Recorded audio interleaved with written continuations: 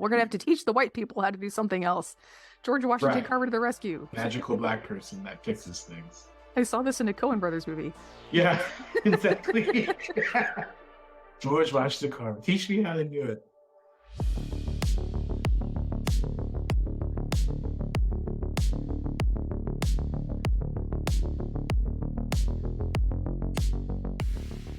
Hi, you're listening to Farm to Tabor. Today we're talking with Dr. Tim Fritz, historian and specialist on rice culture in South Carolina. Did I get that correct?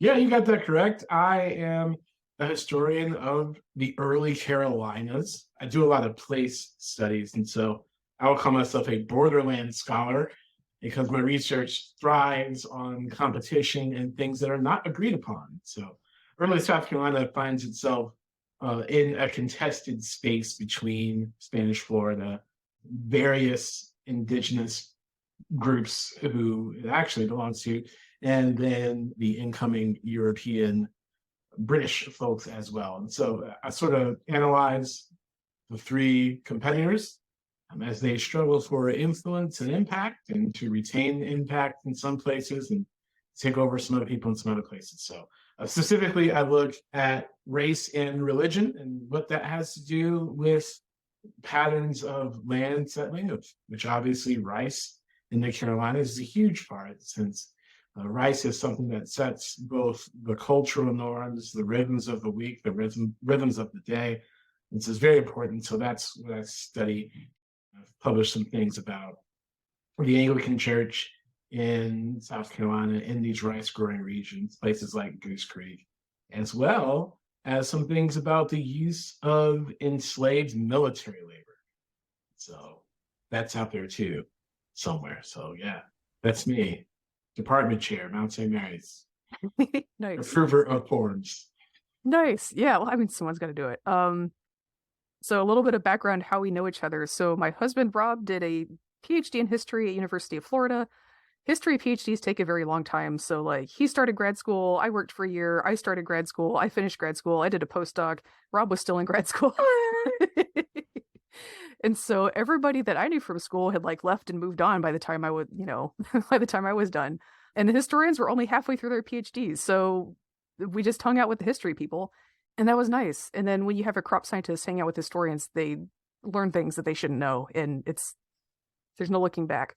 It's been great. So Tim and I, we go way back. Tim is the man who taught me how to drink whiskey. He was there for the whole character arc from like Mormon to whatever is happening now. I was. We're neighbors. Yeah, it was. A couple buildings down. Yeah. So like, history, you get all up in each other's business, and just 9 years at UF will like make you friends. So Yes, it will. I got my Google Earth pulled up so I can look at rice plantations from the air. It helps me think. Like it gives like an artificial sense of order and control and allows me to focus. Yes. So where are these that you're looking at? It's just basically anywhere in South Carolina. If you just like zoom into a marsh, you can sort of see from the air like the different, I wouldn't call them dikes. What do you call the embankments? Like the embankments and the secondary dikes and the dikes, levees. Yeah, I haven't dealt much with rice. Like I'm more like a produce, vegetable, fruit orchards kind of person. Rice culture in the US is so specialized, like they just do it in a few specific areas. And for the audience, everything is laser leveled, and they have like 2-inch tall berms, at least in Arkansas. Like you need level fields. And so it's kind of like paddy rice, like the terraces you'll see in Asia, except it's a lot flatter. It's like 2-inch tall berms, like kind of wandering across the field. So you just have it divided into totally level parts. So that's what I'm used to seeing, because that's like the one rice I interacted with. African rice, you don't have to do all that. I don't know all the terms, so I'll just talk in normal talk. We can convert it into crop nerd if we need to, but I don't think that's always necessary. So I'm pulling up some South Carolina coastline, because Carolina rice culture really hit a low point in the early mid 20th century, and now folks are bringing it back. Yeah, like if you look up Woodbine, South Carolina, on like a satellite map, and look just to the left of that, okay, along the river, and all those are like rice plantation lines. Yeah, I was gonna say, I think I found what looked like some rice fields, and then it's like Wicklow Hall Plantation. Boop. Ding, ding. Boom. We said Woodbine by Hilton Head. It's a little inland, but there's a lot. If you follow the river like west, Mm-hmm. see dike, dike, dike, dike, dike, rice parcel, rice parcel, rice parcel. Oh yeah, Which river? faded, obviously. Savannah River? Wrong place. Satilla River. Satilla. Yes. And now that y'all are good Southerners, you know it's not Sativa. It's Satilla. Not here. Went on down to Satilla, and yeah. Mm-hmm. Okay, yeah. Seeing some stuff that looks like rice fields. Yeah, all these little squares in the marsh. So good. Okay, yeah. Found a bunch that looks grown over, but you can still see the squares. It's trees now, Yep. but there's like squares in the trees. Yep. Exactly. Yeah. And if you keep going on that river, like it keeps going. Mhm. It's a lot. Oh, wow. That's good. Yeah. Those there are you go. long embankments. Yeah, like super long and like barely overgrown. So And those would have all been dug and put in by hand. yeah.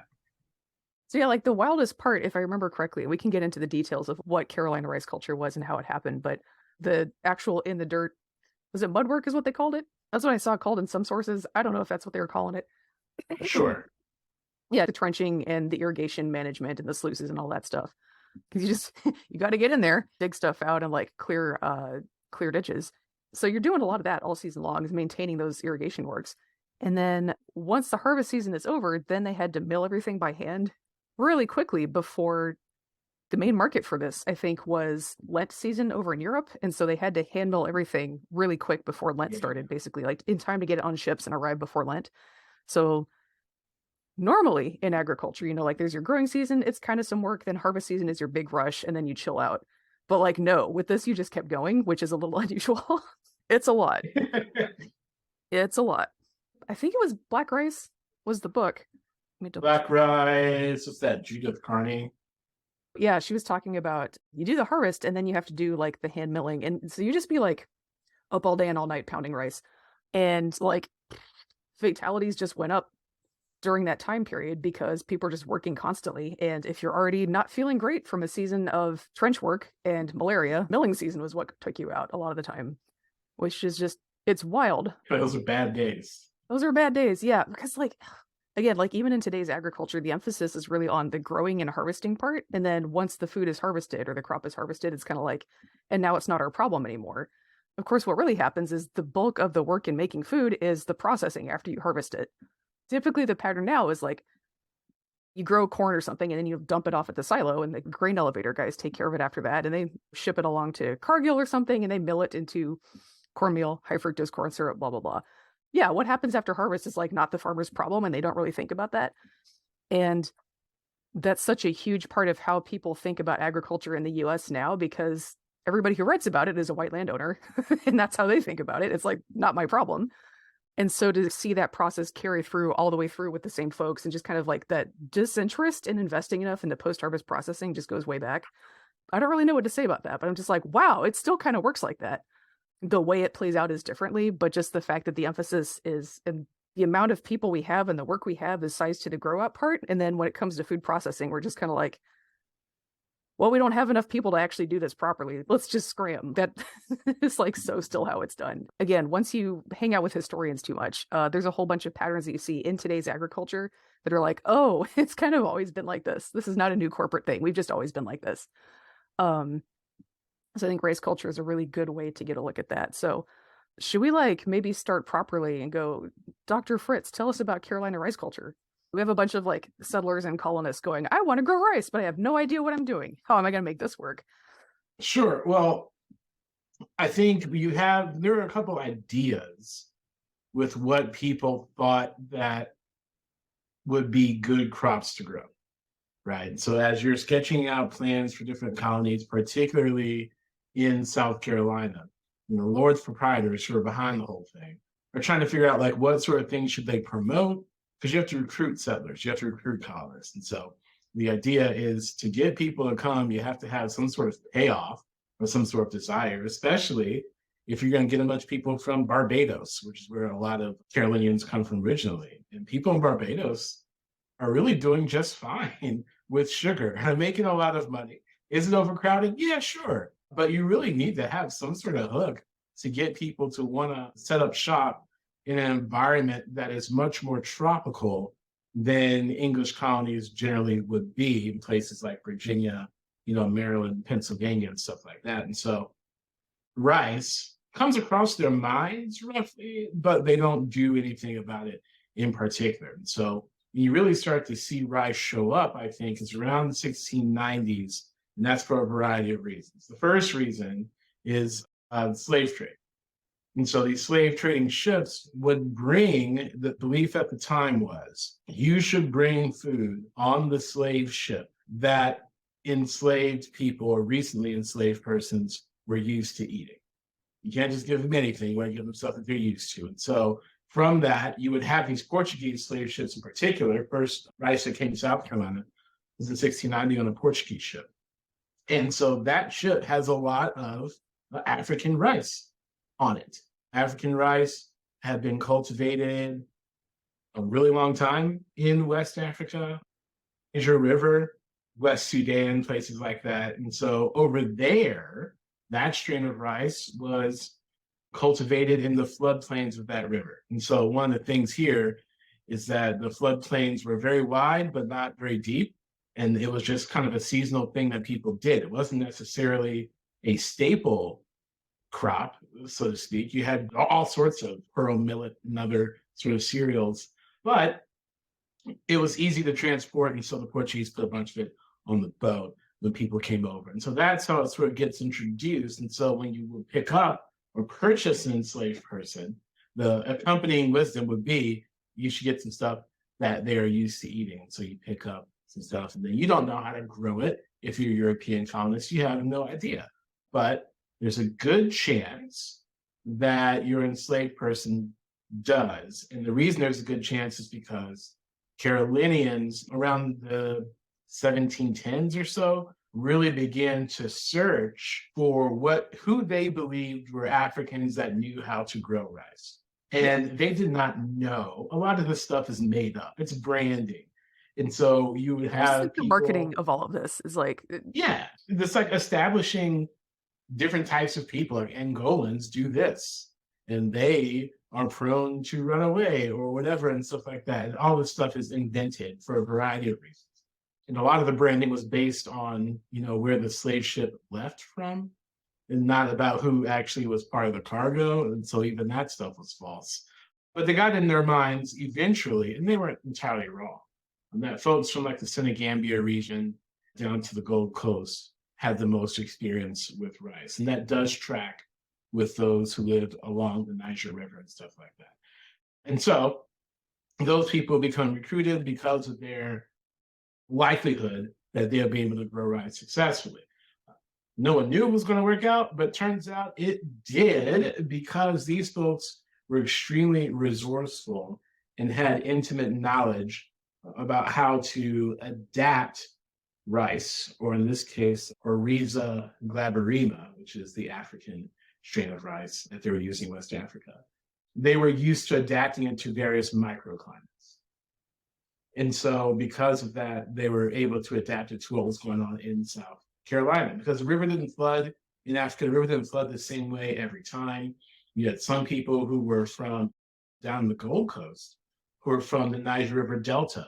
The floods there are going to look a lot different than they do further up in the Western Sudan or in the headwaters up in Mali, And so you had a group of people who had varying and disparate experiences with adapting rice culture to various environmental circumstances. And because of that resourcefulness, it's recognized, and slave owners seek out this type of African, hoping that they can apply the same sort of ingenuity to the marshes in South Carolina. And they end up being able to do that. Now, interesting thing is, in Africa, you didn't mess with the land so much. You adapted the type of rice that you grew to the type of environment that the river gave you. In the Carolinas, it was almost the exact opposite. They basically formed the marshes to be most suitable for the type of rice that they were most used to growing, so the Gladarema. And they set up shop, started to do that, bring intense knowledge, intense engineering knowledge, the ideas of flooding a marsh and then leaving mangrove trees and then sort of blocking off these various squares, burning the squares, cleaning them out. And it took 2 to 8 seasons really to get a rice parcel like ready for intense production. And this is all, things that Africans invented in their adaptation of Gladarema to South Carolina. The colonizers had no clue, how it sort of works. And so the slave culture of rice grew out of rice culture. And the rhythms of slave labor grew out eventually of how rice was operated. So you take a couple of seasons to prepare a parcel, and then you'd have different rhythms and different people who did various jobs, dig the trenches, doing the other work and things like that. And then to incentivize all this, we use the task system, right? The task system said that the harder you work, you can have some days, or one day at least, to grow some things for yourself. And so the efficiency was incentivized through that. And so that kind of kept things in rhythm. You would work a certain number of days, and then you'd have the last day to either fish, grow rice for yourself, which people still did, and then otherwise carve out some sort of autonomy within slave culture for slave persons themselves. And so that's kind of how it got started. And in a lot of ways, Africans not only introduced the knowledge, but even the task system itself, which is usually recognized as a method of slave control, really mirrors some of the things that African cultures would do in West Africa when they took over a nation. They would also put work growing rice and also use the task system as well. And so it's sort of a mesh of how do you control labor? How do you incentivize the greatest production of the agricultural knowledge of the laboring folks? And then how do you make a profit out of it? And so that's how it started in the 1700s, going into the 1800s, and then lasting to a couple of decades after the Civil War even. Yeah, and it seems like there are a few rice plantations that carried on through the mid 20th century. I actually have video from one of them. But yeah, it really degraded because the workforce that knew how to do that didn't feel the need to stick around post-Civil War in a lot of cases.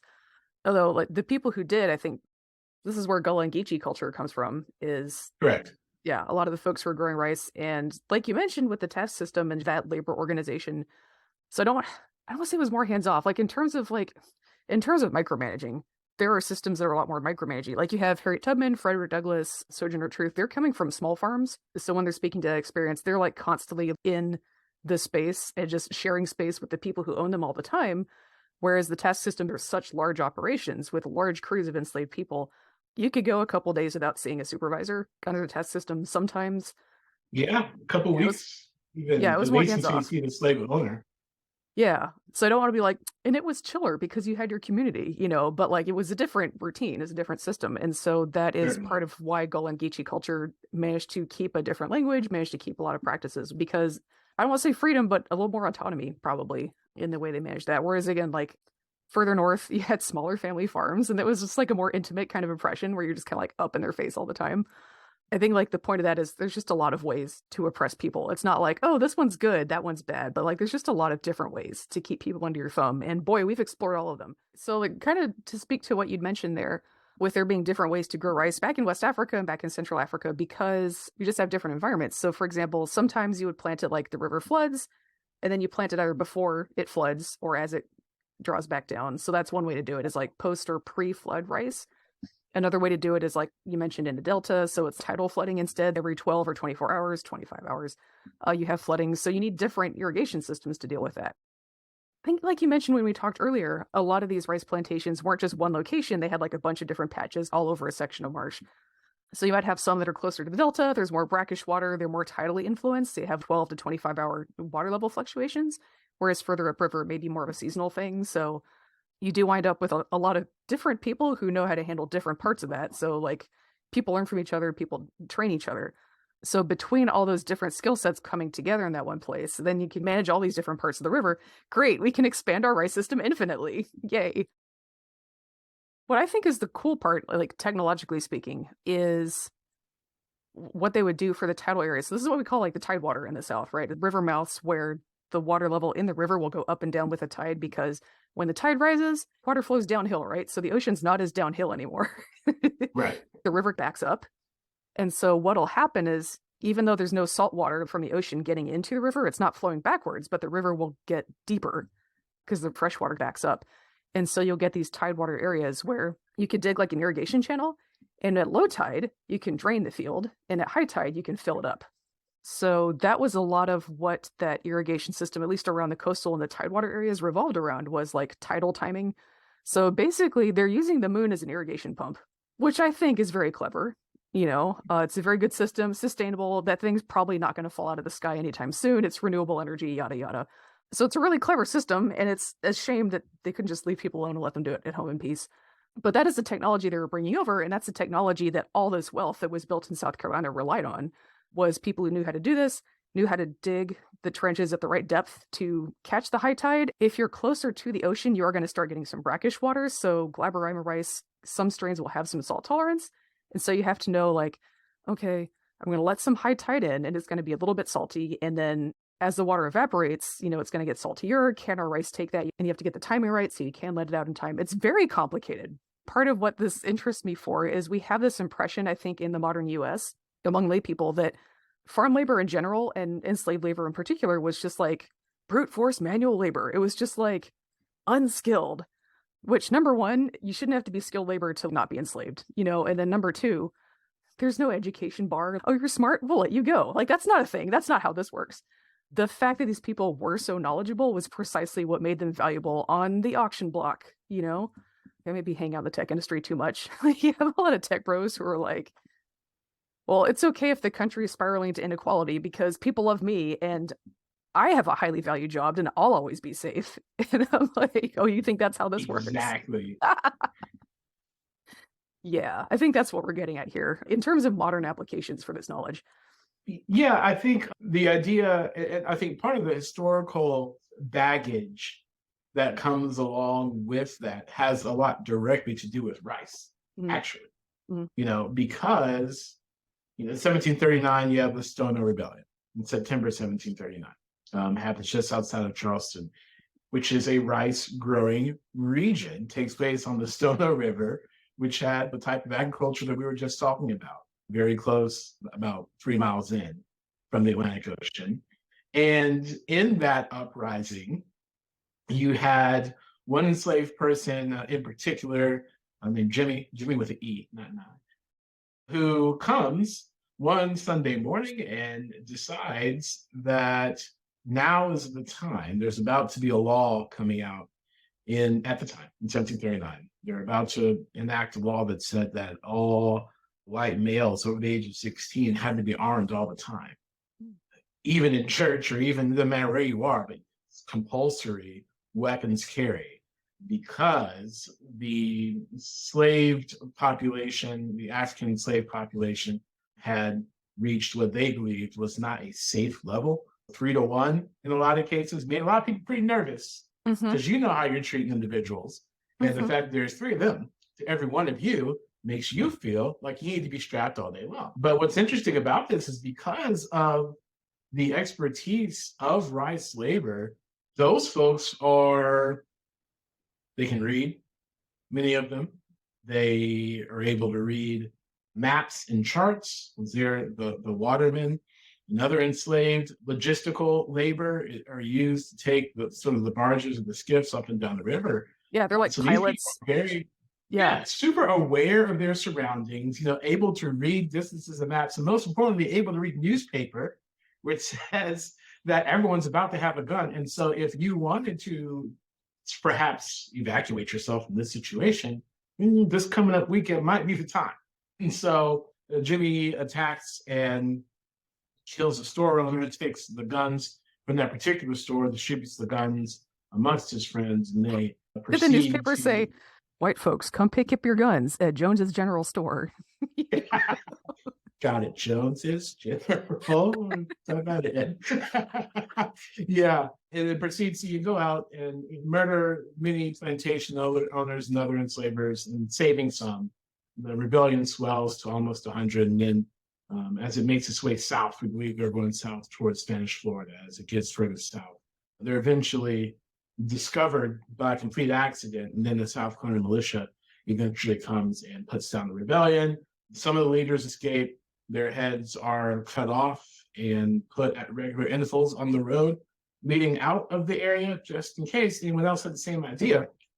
You can see the decaying head of your compatriot and then be convinced otherwise, so they hope. But more important, I think, than the rebellion for this conversation, more important than the rebellion itself is a backlash to that. So in 1740, there's a law that comes out, Slave Act 1740 in South Carolina, which says mostly that you can't teach enslaved people how to read anymore because they got too smart.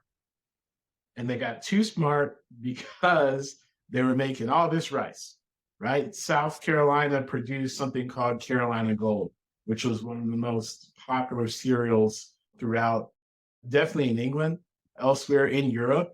And so they were all in, one trick pony on the production of that particular rice type, right? Which wasn't Glaberrium anymore. It's sativa rice, completely different. But that's where the money came from. And it relied on not just agricultural knowledge, but logistical knowledge, working understanding of English, and probably the understanding of a few African languages to be able to differentiate and mediate to make the logistical system run after the actual rice is harvested, right? And so after that, So organizing skills. Yeah. right. All those things, you're not allowed to teach folks how to read anymore. And then you're not allowed to let people gather. You know, we were talking about the task system. People can't gather in groups of 5 or more unsupervised. And so it's at that point, I think, that the stereotype comes that enslaved labor doesn't have smarts, that they're all illiterate and they just do what you tell them to. And if you got one that could read, ooh, that was a big deal. Can you believe Phyllis Wheatley? Oh my goodness, she can write. Where that was knowledge that was quite common in the dry stage, in those initial economic stages in the colonies. And so you benefit off of that knowledge, and then it gets too big, you get nervous, and you cut it off. And so, yeah, I think it's very interesting that this idea that labor doesn't have knowledge is because people were afraid that if the labor had too much knowledge and got too numerous, well, perhaps they wouldn't be the labor anymore. We can't have that. Mm-hmm. And so it sort of works both ways, this idea of labor having knowledge and then relying, in fact, on the knowledge of the labor. It's a very difficult balance, I think, historically, to walk that. Yeah, so this is like a thing that kind of comes up. You know, it's just like, well, wealth behaves this way. And you're like, well, actually, they don't know what they're doing. They have to experiment too. So there are a lot of tensions, and you can see this as slavery systems in various parts of the Americas are formed and experimented with. Is like the people in charge of it didn't know how to keep people in slavery securely at first. They had to learn just like everyone else. So, you know, like you mentioned, at first they're like, oh, wow, there's these really smart, skilled people. We'll just put them to work for us. And then they're like, oh, wait, they don't like that. Oh, we're going to have to like think through supervision here. And they learned that the hard way by fucking around and finding out. And Indeed. Yeah. And so it was really interesting to me. Like, I think Accounting for Slavery by Caitlin Rosenthal is pretty good. And it kind of mentions some of the tensions that were here. She was like, yeah, a lot of people, even after the slave code said you can't teach enslaved people to read and write, would do it anyway. Because literate employees and like literate forced captive labor are just like so useful. Yeah. They were pissed. They're like, what do you mean I can't do this? Like, that's my money. Yeah, exactly. You know? They're like, well, a lot of, like, especially later in the U.S., because the transatlantic slave trade was cut off, and so you couldn't just bring in new people anymore. So it's like, okay, we're just stuck with limited domestic supply of captive labor. And so renting people became a really big business. You'd have, like, small family farmers who are like, I'm independent. I don't own anybody. I just rent my labor from, like, a neighboring bigger plantation or whatever. And if you're renting people out, the more skilled they are, the more money you make. And so there was a really good financial incentive to have enslaved people like as highly trained and educated as possible. So that's really interesting. Is like, I think currently we're dealing with the situation where we have an upper class that's nervous about the public being too educated. There's a lot of attacks on liberal arts education. Like, people have too much perspective on our history, what's going on, what we've been up to. We have to undermine that education, cut the funding, get people to think they don't want this, call it useless, that kind of thing. So not the same situation at all, but a very similar drive of like, oh, they know too much. We better roll back in order to keep ideological control. And so I think if you're living in the current moment, it's very easy to think, oh, rich people have just always been against education. And that's just not the case. Like, if there's a situation where they think they can profit from people being smart, they're all for it. It's only when education is actually like empowering the people who have it that it becomes a problem.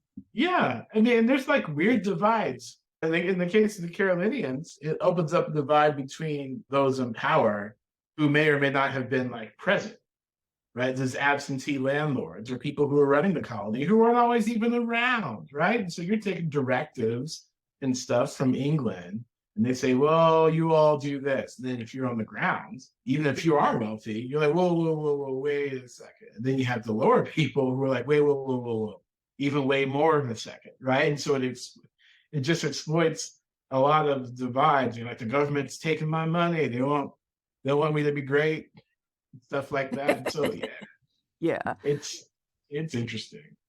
Yeah. Well, and like this came up a lot. So my husband Rob did his PhD in Haiti right before the revolution, right? And so a lot of similar tensions show up there because it's a similar economic environment, just with sugar instead of rice. And so they had this constant tension of like, yeah, we want more enslaved people because then we'll make more money with their labor.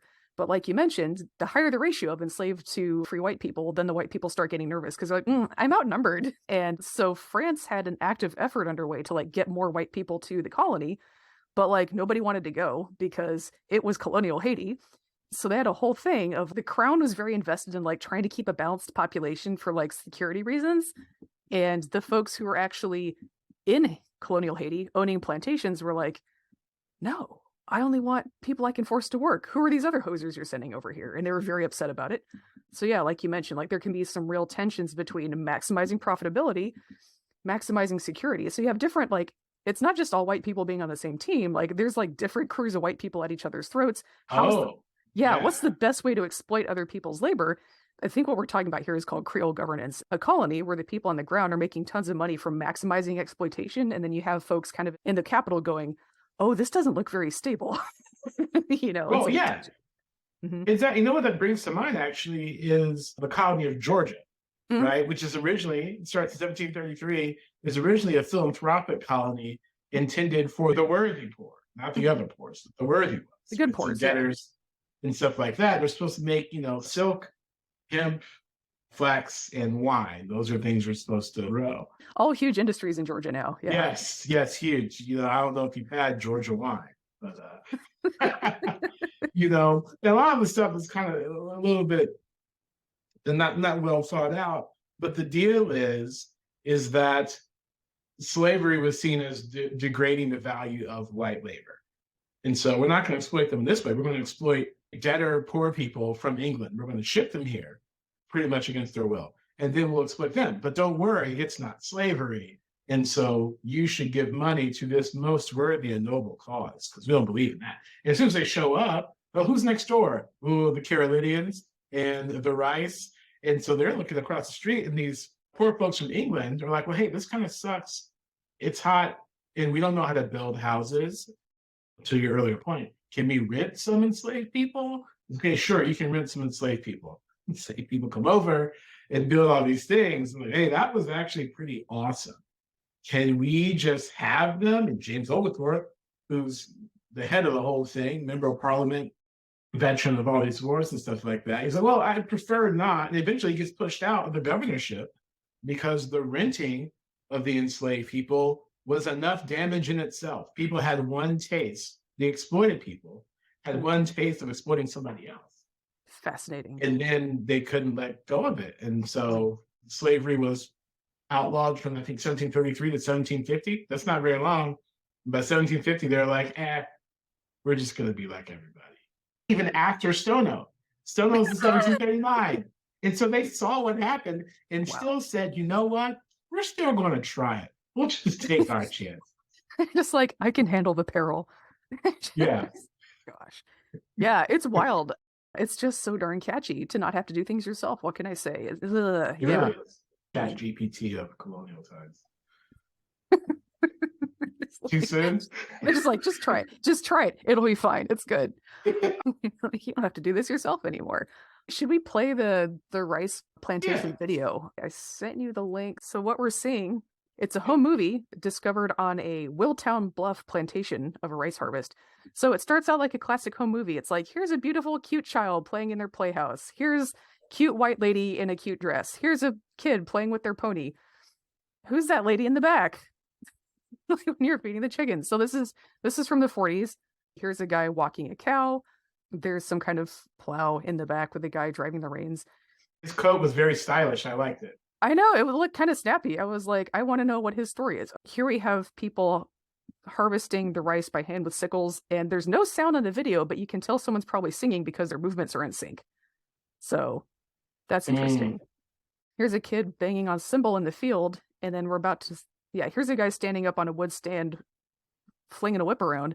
So that's to keep the birds away, I'm pretty sure is what they're doing there. And then some people are like cooking something or like doing something with the fire, picking up stalks. So yeah, this is just up like classic transplanted from West Africa rice cultivation being filmed in the 1940s.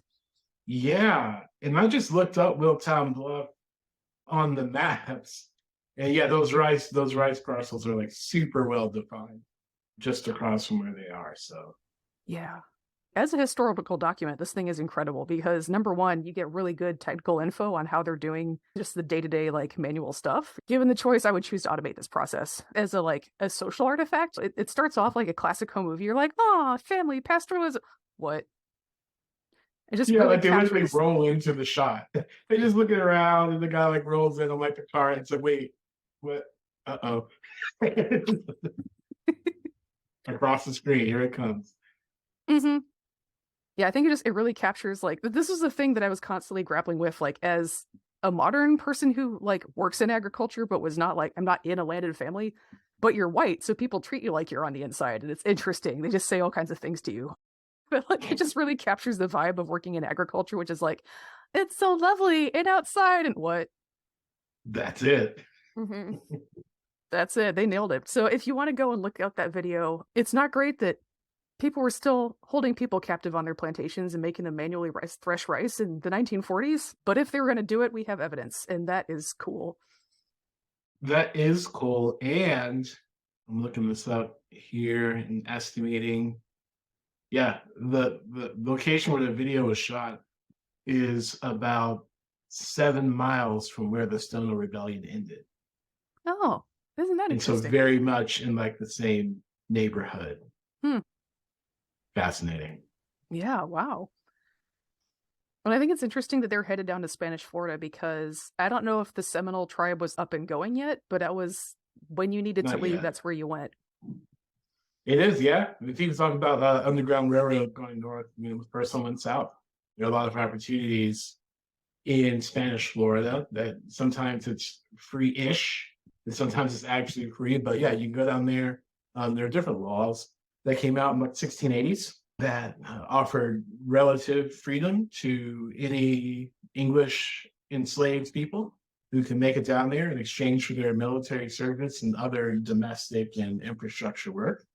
And several people availed themselves of that option. And it was a super bonus for the Spanish Floridians who believed that the South Carolinians were in their space as violation of a treaty anyway.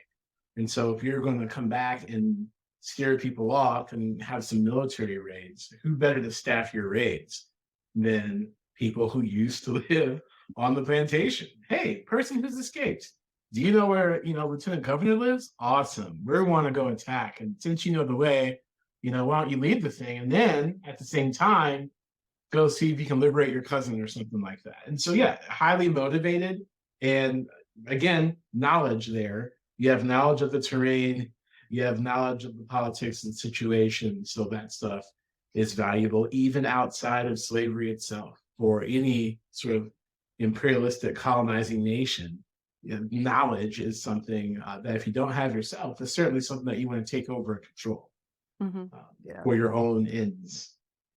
Can you imagine, like, you get loose and then you're like, some guys in your new place ask you, hey, do you want to do some raiding on that dirtbag place you used to work, and you're like, cool, sign me up. Then you get there and you're like, hey, old work buddy, let me in the gate. Candy from a baby. Yeah, you need to have an in. That really just helps.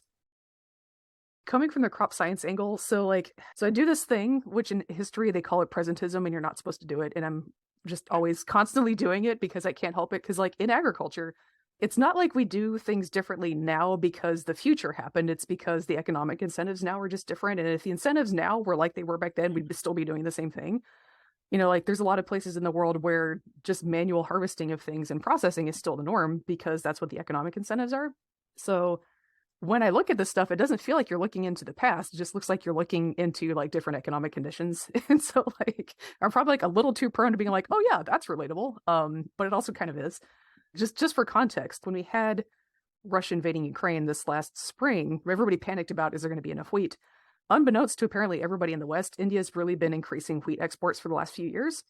Like it was actually getting to the point where there was too much of it and it was piling up and starting to rot. And they're like, we have to export this. So for them, the invasion happened at just the right time. But they're pumping out millions of tons of wheat and it's almost all harvested and threshed by hand. How many millions of people does it take to do that job? Like I don't even want to think about it. It's crazy. But that is like an entire national wheat industry that's filling a huge part of the global market right now for wheat, and it's just completely done by hand.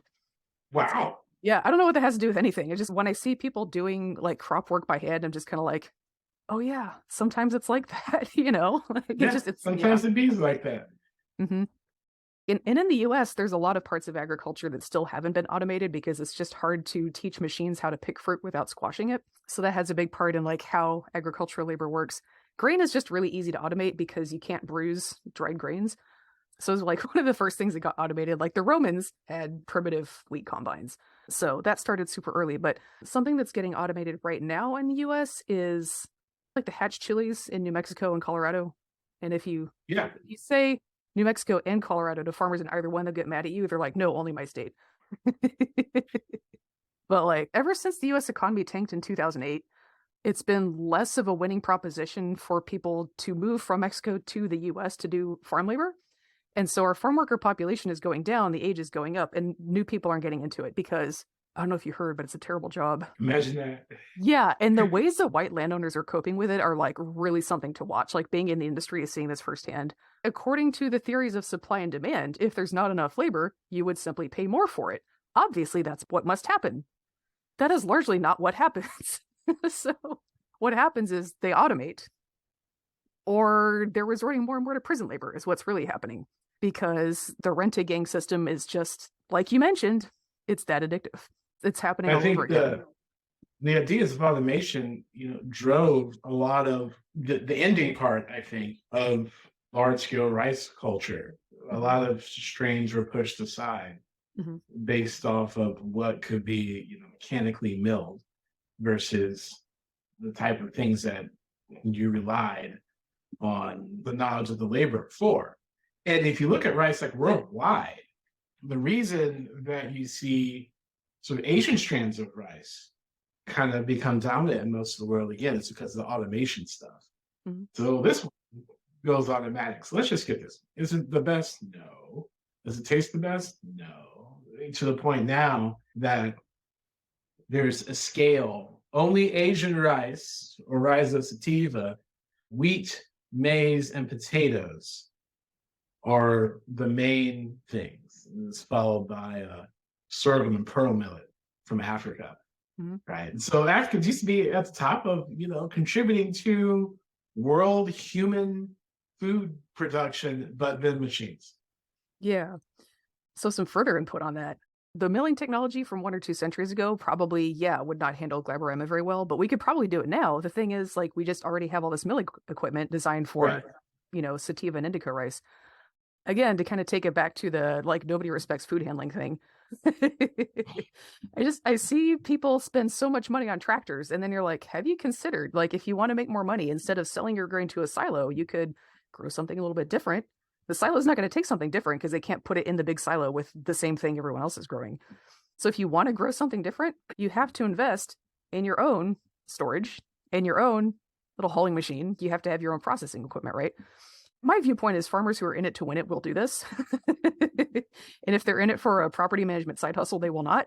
And that turns out to be the majority of farmers. So the key to actually making a living in agriculture is to do processing. That's where Right. the value is. Like that's where the majority of the time that it takes to make food is invested in, right? So like of course that's where it gets the most money. That's not because agribusiness came over and forced prices down. That's just literally how labor in agriculture works, right? That's too much work, right? They think their tractors were sexy. I think I heard a song Yeah, that like told me that that was true. that's the thing is tractors are sexy and like mills aren't, you know? So like that's literally what happens, right? Want to come Um see my mill? No. Oh, no. Yeah, I'm like it's like, yes, okay, grind good. that grist. Okay. But yeah, like that's where the actual value in the food chain is in handling, processing, and distribution. And I have like entire episodes that I've done about how like white men don't respect that because it feels too much like cooking. And they're like, well, it can't be real work because if this was real work, then women's work is real work and they should get paid. So we just can't think about that. So like when we're talking about like various forms of labor and how they get typecast to certain people and therefore they can or can't be worth anything, there's just layers, right? So there's a chronic underinvestment in food processing, which is part of why we're so locked on like these five staple crops.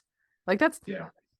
like if you work in agriculture and actually deal with the logistics, that actually becomes very, very clear. But I don't see people really talking about it. They're just kind of like, agribusiness only likes these five staples. And I'm like, do you have any idea why?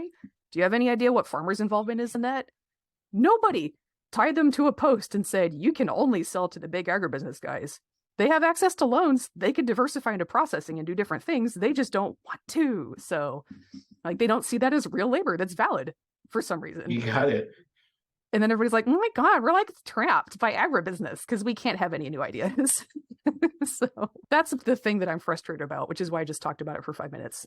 But it goes back a long ways. Like these attitudes are so deeply ingrained. And I think we're really in a habit of like blaming technology or like climate for the way our agriculture turns out. There's very determinism going on here. And I'm Yeah. like, it's our social arrangements that got us here. It's what we think is worthwhile and what isn't. That's exactly true. I agree 100%. I got lost on the chilies tangent. Oh, yeah. New Mexico. New Mexico. So 99% Invisible is another podcast, and they did an episode on this. So they interviewed me for it, which is how I found out it was happening. But this is mentioned in a different part of the podcast that I'm not in, and you should still listen to it. They interviewed a farmer. So what's going on is the chili farmers in Colorado, New Mexico are having a hard time getting labor. It's like a very familiar story in ag right now. And they're like, it's so hard to hire and you can't find good help these days, blah, blah, blah. We're going to try and invent a machine that can pick chilies, but it's hard to do because they have a really thick stem. So you can't just pull them off the plant. You have to like have some kind of thing go in there and like nip the Yeah. stem off. But then you need machine vision. You need to breed chili plants that have a thinner stem. Like you've got to do something to make that doable, right? So they're working on that. But just like off the cuff, they interview some farmer and he says something that sounds like it's not related, but I'm like, this is the best part of the entire episode. He's like, when I was a kid, this is what was normal. When it was time to pick the chilies, we'd wake up in the morning and the crew would just be waiting there in our driveway because they're migrant workers. And so they know where the gigs are and when they happen. So like when they finish up the last gig that happens like seasonally before it's time to pick chilies, they go to the chili place, right? So these farm workers, who I'm sure everyone was convinced are unskilled labor, what are they also doing? Administrative labor. They're handling scheduling. They're handling recruiting. The farmer doesn't have to deal with any of that. They never learned how to hire labor because they're used to literally waking up in the morning and it's there. So yeah, they're serving also this really important timekeeping and recruiting function by being migrant labor who like knows what the job schedule is. So this is across the board. I find in US agriculture, farmers who have to hire labor are actually really bad at it. They don't know what recruiting is. They don't know what training is. They're used to skilled people showing up on their doorstep at just the right time. And when that doesn't happen, they're like, the world is ending. And I don't think they realize that, like, this is a skills gap that I have. That's not how they see it. They're like, the world is out to get me. Oh, yeah. Yeah, that's certainly 100% the deal these days. You can't find good work. No, it's probably not it. Yeah.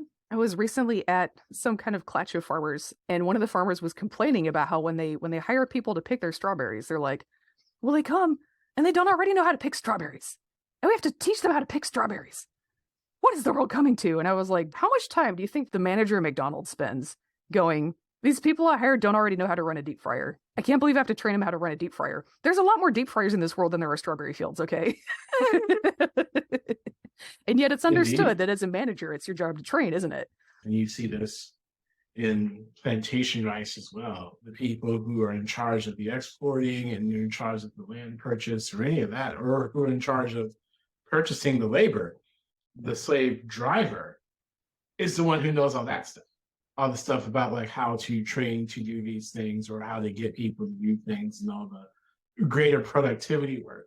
So yeah, I think it's just interesting how people are divorced, even in smaller situations, how divorced you can be from the actual work process and how that sort of alters your view of your purpose in getting into the business in the first place, I guess is what I'm trying to say. Hmm. Yeah, for sure. Again, like to take it back to Accounting for Slavery, it's a great book. So the author Caitlin Rosenthal worked at McKinsey for a while, and then she was like, "Well, I'm bored with this. I'm going to go become an historian." So she's studying the history of slavery and Yes. like, yeah, she was studying the management techniques, and she was like, "We taught people this at McKinsey." So she's like, "Oh, I better investigate this," and just come to find out, like you mentioned, like the overseer job was a real job. Boy, was it ever. So a lot of the way it was filled, the stereotype that we have now is like, oh, it must have been local white trash. No, because you have to be literate to like keep records. So like if you're supervising, like the whole point of administrating beatings to get people to work faster was because you had a work schedule and like quotas to meet. You have to be literate to handle the quotas, right? So this was like kind of a white collar internship job is what it was. Like these were management internships.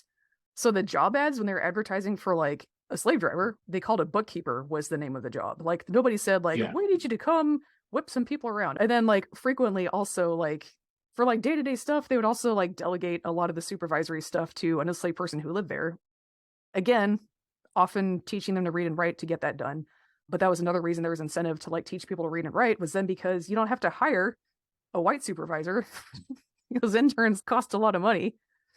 So Yeah, for sure. And that's definitely where some of the mixed race ancestry people show up as well, who aren't quite in the house and not quite in the fields. And a lot of these children of slave owners by enslaved women also find themselves in that sort of bookkeeper role with the idea that there's a little bit more relatability amongst the enslaved labor population. And then some people say, well, I should at least teach the person how to write. I mean, he's my you're kid. conceived Yeah. in these really bad circumstances. Now you're here. Okay, well, you're not going to be free and stuff like me. Here, I will teach you how to write or something, and then go out there and be with your cousins or something like that. Yeah, it's Right. Well, it's like weird. you don't fit in with like the owner family and you don't fit in Right. with, the enslaved staff. What's the right place? Middle management, you know. Exactly.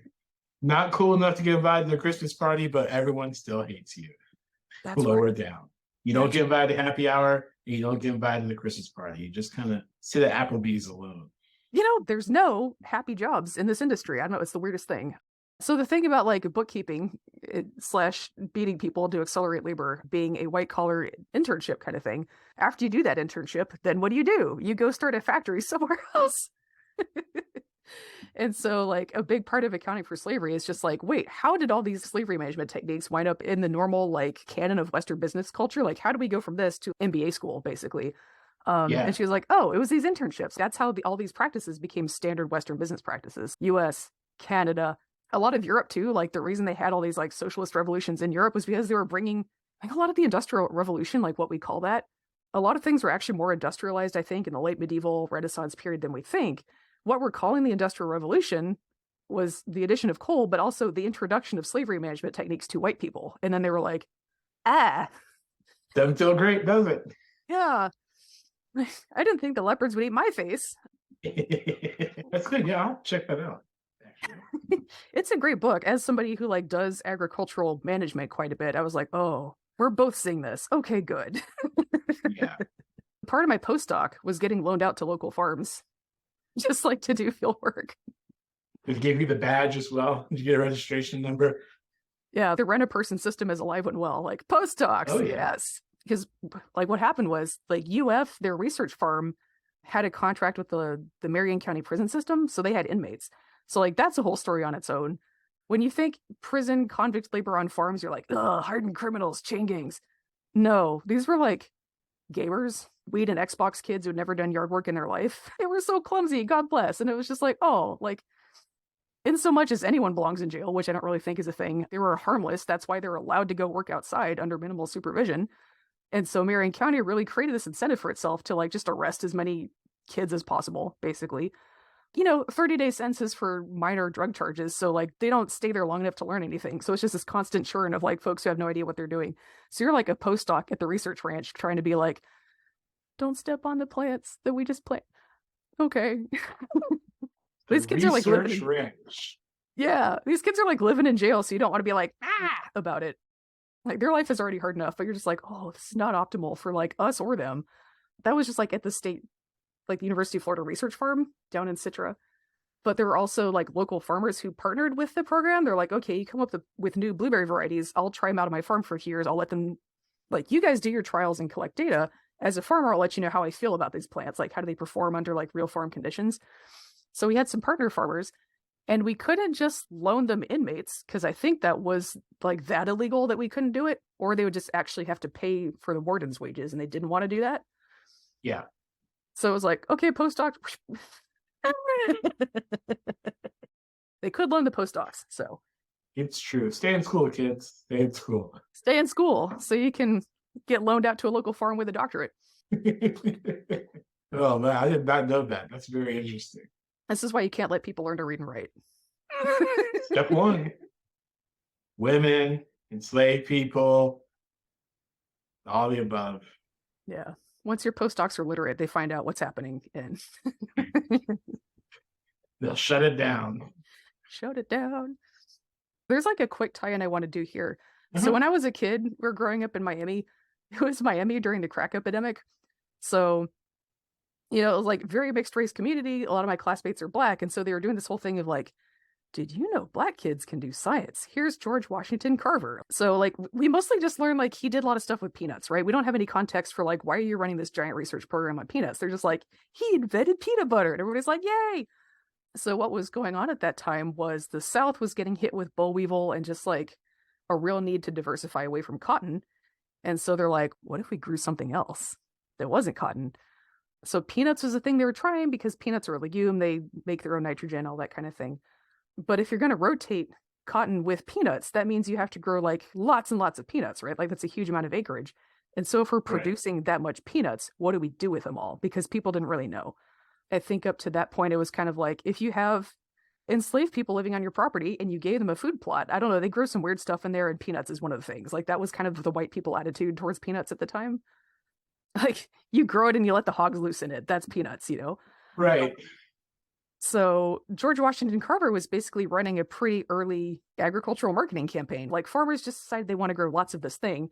How are we going to decide what to do with it? So it's not a demand-led thing. It's not people want lots of peanuts, let's grow more. It's like we want to grow peanuts. How can we throw them at the public? So it's a very like white landowner first kind of concern. Like how can the public better serve the white landowner by eating more peanuts? Let's find ways, right?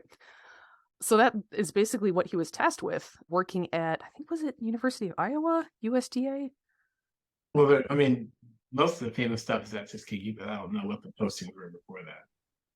Yeah, like I think he went to Iowa for his own studies and then did Tuskegee later. So That makes sense. What I learned in school. he's just like finding all these different uses for peanuts is basically his job, right? Because, well, the plantation owners need a fix. Highly trained black knowledge worker. Can you find a way to make this work? And so George Washington Carver is kind of, again, like he was kind of taught to us as like, oh, black people can do science too. And now that I know more about how the agricultural system was working, like before science got really professionalized, I'm like, oh, he's like a bridge between like the old school, like enslaved black knowledge workers and then like the college educated nerds we have doing it now. Like he's just a bridge figure between those two worlds of knowledge. That's really interesting to me. Yeah, and super on purpose too. I mean, that's a lot what Tuskegee is for.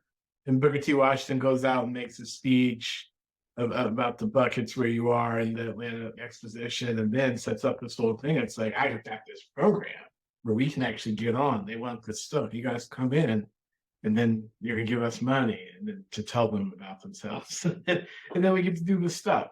So yeah, definitely. I'd never thought of it in the peanut way specific before, but that vibes. Yeah, it's just one of those things like the more you get to know about how agricultural knowledge worked in the old-timey times, you're like, wait a minute. The way agricultural knowledge workers nowadays are framed is, oh, those pin-headed nerds, and there was the rise of experts in the mid-century when everything got corporate. And I'm like, that's when you had to start paying them. Right. Isn't that Yeah. funny how that works? You got it. Yeah. This is what happens when you give somebody a postdoc and then make them go work in the field. They just have lots of time to think about stuff. Like, part of the postdoc was learning how to work on your hands and knees all day without breaking yourself. There was like this old redneck guy named Dave who was like, it's not a race. You're making all of us look bad. Right. Well, no, that wasn't the thing. Like, he's like an older dude, right? And he was like outworking all of us. And we're like, how do you do it, Dave? And he's like, yeah, he's like, you'll get there. Just settle down. Simmer down now. He's like, you'll learn how to be faster if you don't try to go so hard right now that you break yourself. And I was like, that's a very important lesson, Dave. Thank you. So my back still works. Thanks to Dave. Thanks, Dave. Shout out to Dave.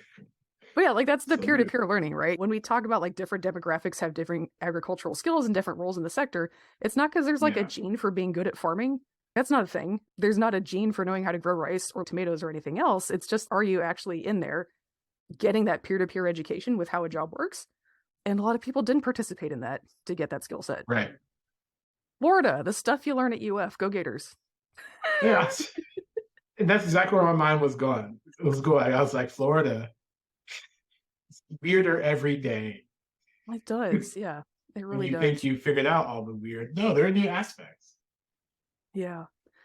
Well, like, again, like working with folks in tech, like I've got colleagues in, like real science, where there's like actually a chance that you might get a Nobel Prize someday, right? So they try to aspire for that. This is like a foreign idea in agriculture. Like nobody gets into fertilizer science because they're like, I want to be famous.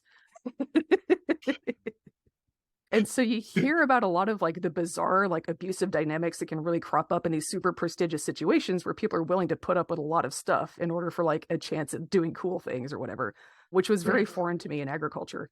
And I'm like, oh, we didn't have that stuff here. And then you're like, I got loaned out to work for free at local farms.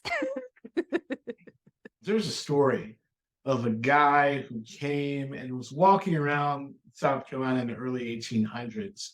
And he was looking and taking tours of different plantations. And all these plantations, he noticed that the plots of land, or like the rice parcels that were run by the enslaved people themselves, the private plots, were significantly more meticulously maintained and appeared to be more productive than the main stuff that they're supposed to be working on. And part of that reason, he believed, was that the other stuff was for export and no one cared, but the stuff that they grew on their own, that's how they made their money. And so that's the task system. When you had your free day, which is often on the Sunday, it'd have these things called the Negro markets, and you would go to the market and you'd sell your own stuff.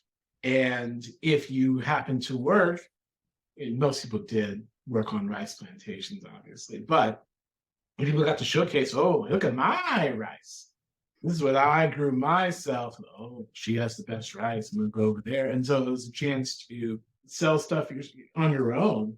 And I think that because of that, they were able to make significant money for themselves, unbeknownst to their slave owners.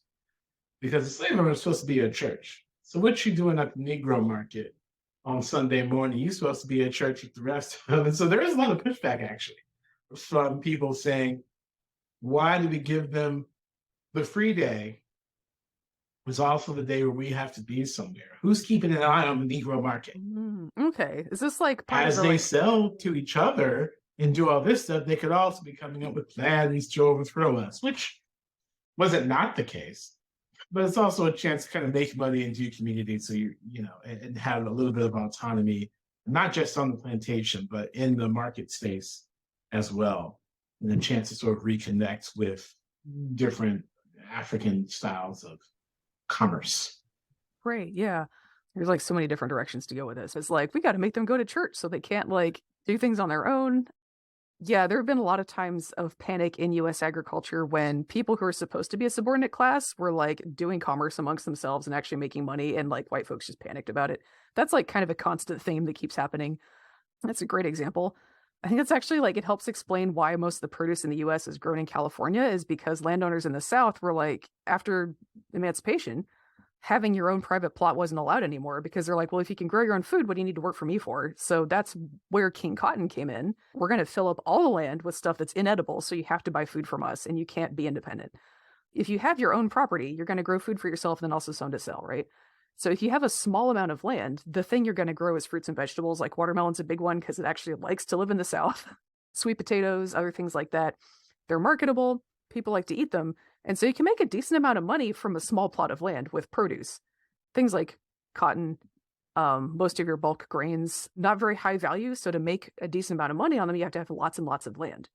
If we have a social system where like primarily white men have access to land, especially large tracts, then an economy that is heavy on bulk, low value goods is going to favor white men because those are the only people who can make money on that because they have enough land to make money on it, right? Yeah. So, so growing anything else becomes a threat to white supremacy. So, in this time, like in the Jim Crow era, that was behind the effort to fill up all available land with cotton as much as possible and not let people grow produce because they could make too much money on small plots of land, and that was going to be a threat to the social order. So, if you're cities in the Northeast and you're trying to import produce any time of year, but especially during the winter, and the South is refusing to grow it for socio-political reasons, what are you going to do? So there's like built railroads out to California and imported stuff from there because it was literally easier to like build a railroad across a continent and import from California than it was to get the South to fix itself. So It's a recurring thing too. A lot of things are easier than getting certain regions to fix themselves. yeah, activism in the South is like, well, you can't not do it. And then you remember how many millions of people literally died trying to fix this place. And you're like, My home. uh, it would be such a great place if it weren't for like, the way it behaves. I did not know about the peanut thing. But that makes a lot of sense. And that's going to alter how I teach that now. Yeah. I mean, Because I used to get annoyed as a kid. I'm like, what? Really? They're telling us about like the one black scientist did the stuff and it's peanut butter? Really? Okay, are you trying to pander to me and say, hey kid, you like peanut butter? Did you know a black man made that? Or what? Like I'm supposed to be impressed? Like what are we doing? And obviously there's a lot more than peanuts. There are all sorts of things that George Washington Carver did. But the fact that peanut being deliberate strategy, especially in Georgia/Alabama, makes a lot more sense now. yeah. A lot. They're like, for this nation to prime the boll weevil, we're gonna have to teach the white people how to do something else. George Washington Carver to the rescue. And then like, yeah, I don't know, like magical black person that fixes things. Like in the movies. like, I feel like I saw this in a Coen Brothers movie. Yeah, exactly. George Washington Carver. Teach me how to do it. Yeah, but I mean, like, that's probably where the trope comes from, right? Is like, I don't know what I'm doing. Let me ask this guy, Well, there's that. They have, speaking of whiskey, they have Uncle Nearest now. So Nearest Green is the African-American man who taught Jack Daniels how to distill and was instrumental in establishing the charcoal filtering process. And now, they call it Uncle Nearest, right? And so he's the magical black man in the background is like, this is how you got to do it. And it's not anything that Jack Daniels has tried to uncover, and actually it's a great partnership between, because Nearest Green, the Uncle Nearest is black owned company, and so the partnerships there has been good. But every industry has just your magical black man. He's in bourbon. Yeah, smallpox inoculation was one of those. Finding out that there were mammoths in North America was one of those. Yes. Benjamin Banneker and the site plan for Washington, D.C., the agricultural plans. Matthew Henson, the North Pole. We could go on and on and on. Right. Like, oh. Who's really doing the work, people? So like the indigo thing, we talked a little bit about this. Indigo was used widely across like the Islamic world, West Africa, Middle East, and through Asia. It just didn't really grow in Europe. It's So too in colorful. They yeah, wouldn't like it anyway. It's it's not, like too saturated. They used a plant called woad, which had a similar chemistry to make a blue dye, but it wasn't as strong. Like they just didn't have that as much indigo dye in the plant. So a big part of the indigo industry story is Eliza Pinckney yeah. Lucas. Yeah. Very special white girl was left in charge of a plantation in her teens or something. And she's like, I'm gonna do good. Or like, I'm just gonna I'm really gonna make this place work. And so a big part of her idea was that she realized that some enslaved people were growing indigo and using it just to dye their own clothes. And she's like, we could make a business out of this. So she makes some arrangements to like figure out how they're doing it because there's some weird chemistry going on with the indigo dye molecules where like it has to have a redox state um, at a certain level. So you have to run some fermentation to keep oxygen out and keep the pH at the right level in the dye vat and all this stuff. And the way I've seen this presented is like, oh, this was knowledge that like Europe didn't have because, indigo is grown in these other places. And then I'm like, the woad plant has the same dye molecules though. So people in Europe knew how to do it, but they were probably in the dyers guilds and they weren't telling, which is interesting. Yeah. Yeah, so slavery in that case, like you can force people to tell you how they do things, which you can't do to guilds. So in that way, slavery was like a way around intellectual property protections. Isn't that great? Yeah. So many connections in this country. Pick your hunting.